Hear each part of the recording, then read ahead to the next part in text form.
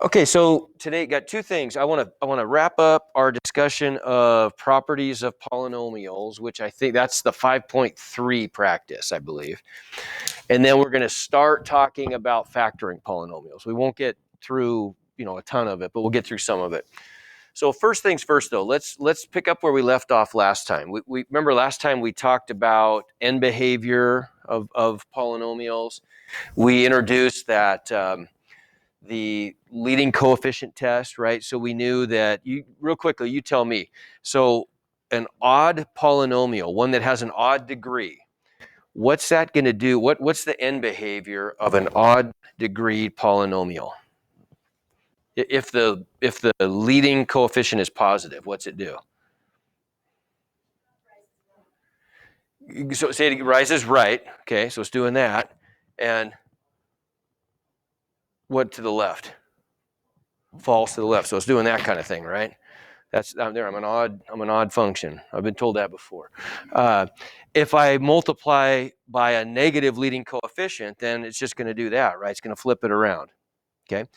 What if it's an even degree polynomial with a positive leading coefficient? Say it again. Both up does that, right? And if I multiply by, if the leading term is negative, just does that, right? Okay, good. Okay, so for today, let's look at some other issues. Let's define a few things. So the points at which a polynomial function switches direction, and when we say switches direction, we mean it switches from increasing to decreasing or from decreasing to increasing. We call those turning points, okay? If the turning point is higher than any nearby point, so like for example, this guy right here, there's a place where the function is, there's a turning point where it turns from increasing to decreasing, and that turning point is higher than the nearby values of the function, isn't it? The points surrounding it are lower, okay? That makes it a relative maximum. Ooh.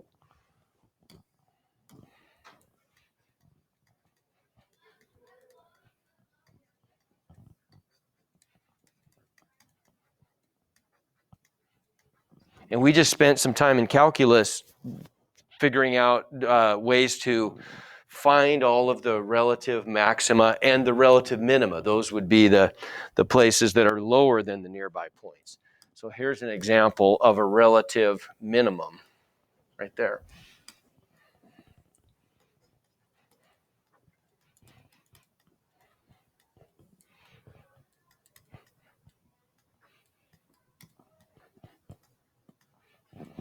Okay, sometimes instead of using the word relative, you'll see some calculus books talk about a local maximum or a local minimum. Okay, they mean the same thing though.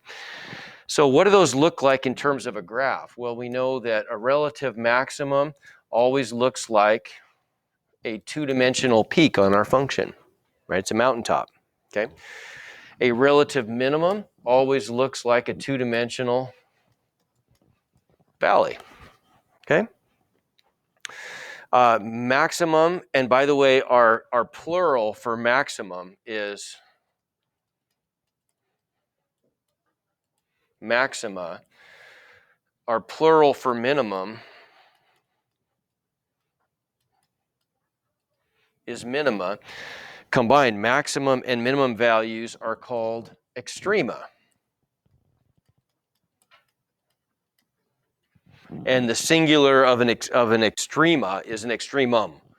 A maximum is an extremum, and a minimum is an extremum.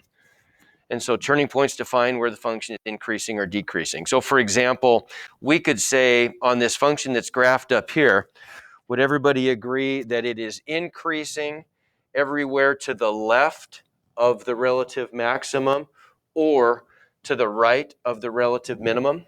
Those are the places where the ant is walking uphill from left to right. That's where it's increasing. And it's decreasing between the two extrema. Agreed? Okay. All right, so here's a key piece of information. A polynomial of degree n can have at most how many turning points do you think?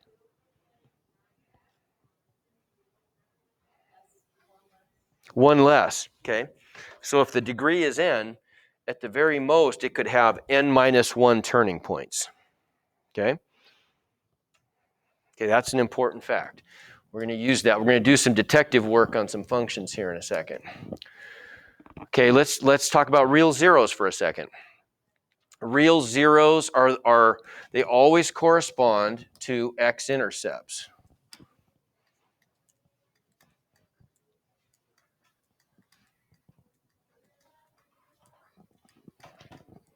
Okay, always correspond to x-intercepts. Non-real zeros, imaginary zeros, do not correspond to x-intercepts. So a polynomial function, see if you can answer this one. A polynomial function of degree n, so we can call that an nth degree polynomial, can have at most how many real zeros? What do you think? N. Yep, n. Okay, so now let's look at a couple of these functions, and we're going to do a couple things. We want to determine the number of turning points, and we'll estimate any x-intercepts. State whether the leading coefficient, right? A is the leading coefficient. State whether the leading coefficient is positive or negative, and determine the minimum degree of the function. Okay? Does that make sense? So the minimum degree, it has to be at least that degree, in other words. Could be a bigger degree, but it has to be at least the minimum degree. So how about this graph? How many turning points does it have? 2. Okay, good. We got 2, don't we? So part A, we get 2 turning points. And what are the x-intercepts? Negative 2, 0. There's only one, isn't there? Okay, so now let's see what clues those 2 pieces of information give us. So the fact that there are 2 turning points means that the degree of this polynomial, go ahead and just put up at least 3. The fact that we have one x-intercept means it must be at least, that just tells us it must be at least 1, right? But we can discard that one because the turning point one told us it had to be at least 3, right? Okay, and so 3 is our answer, isn't it? So we know that the minimum degree of this thing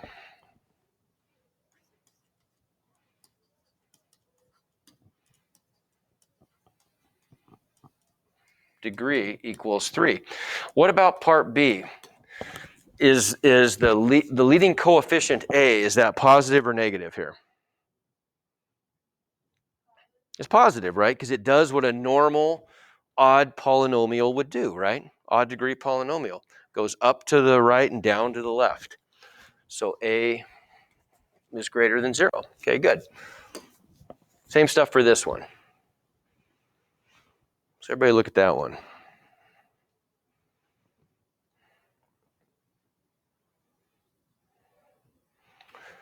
So part A, how many turning points? 3 turning points, okay? And my x-intercepts are at where, roughly? They're good spots. Negative 2, 0, 2, 0, and 8, 0. Okay, so then you tell me, let's skip down to C for a second. What's the minimum degree of this polynomial? Just hold up fingers. Yeah, it's 4, isn't it? Good. Because if it's got 3 turning points, it has to be at least 4th degree. 3 x-intercepts, it has to be at least 3rd degree. Well, I mean, then it's got to be 4th degree at least, right? Does that make sense? If we're saying, like, think about this. If one person says, yeah, and these people are both 100% accurate.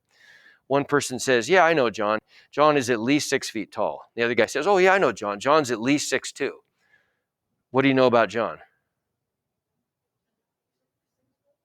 Well, you know, if they're both accurate, he's got to be at least 6'2", doesn't he? That's the most precise information we know. Does that make sense? Okay.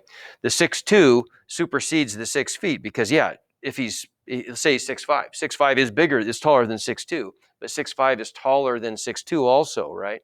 So 6'2" is more accurate, right? The most restrictive is the one that we're going to default to in a situation like this, okay? So we know that minimum degree would be 4, and then for part B, what about A? Is it positive or negative? It's negative. Good. And we have another visual check here too.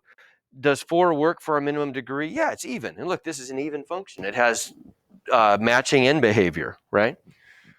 Okay. Question so far. We good? Okay. Question? Nope. Not cool. Okay. Sorry. Thought I saw a hand there. So how about this function? What's the degree of this polynomial? It's 8, isn't it? Okay. Good. So for part A, then,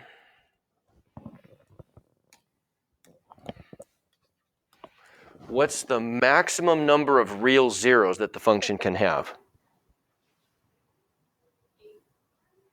The most it could have is 8. Everybody agree? Okay. What's the maximum number of x-intercepts it could have? 8. The same question, isn't it? Right? Because we know that real zeros and x-intercepts are the same thing, right?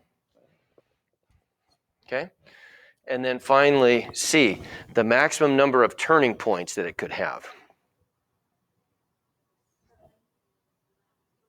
If it's 8th degree, how many turning points could it have at most? 7. Yeah. Okay, good. All right. Oh, what happened here? Oh, I guess we're done. We're done with that part. Okay, that's right. That was the end. So we're done with polynomial behavior, characteristics of polynomials.